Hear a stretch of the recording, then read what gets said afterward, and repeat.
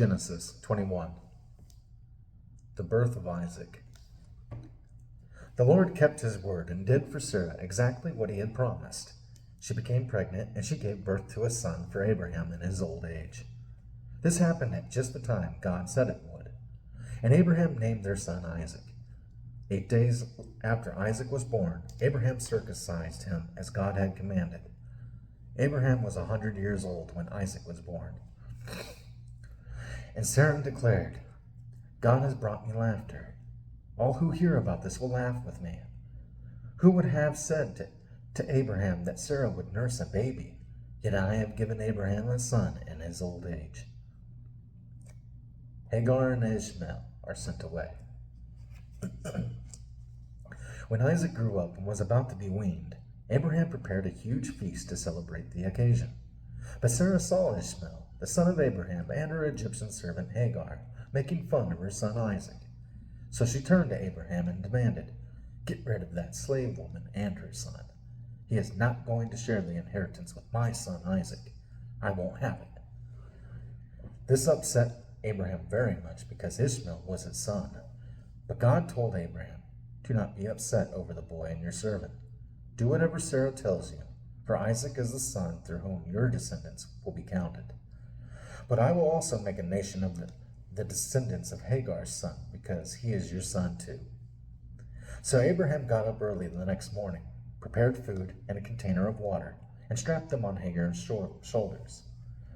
Then he sent her away with their son, and she wandered aimlessly in the wilderness of Beersheba. When the water was gone, she put the boy in the shade of a bush. Then she went and sat down by herself about 100 yards away. I don't want to watch the boy die, she said as she burst into tears. But God heard the boy crying, and the angel of God called to Hagar from heaven. Hagar, what's wrong? Do not be afraid. God has heard the boy crying as he lies there. Go to him and comfort him, for I will make a great nation from his descendants. Then God opened Hagar's eyes, and she saw a well full of water. She quickly filled her water container and gave the boy a drink. And God was with the boy as he grew up in the wilderness. He became a skillful archer, and he settled in the wilderness of Paran. His mother arranged for him to marry a woman from the land of Egypt. Abraham's covenant with Abimelech. About this time, Abimelech came with Phicol,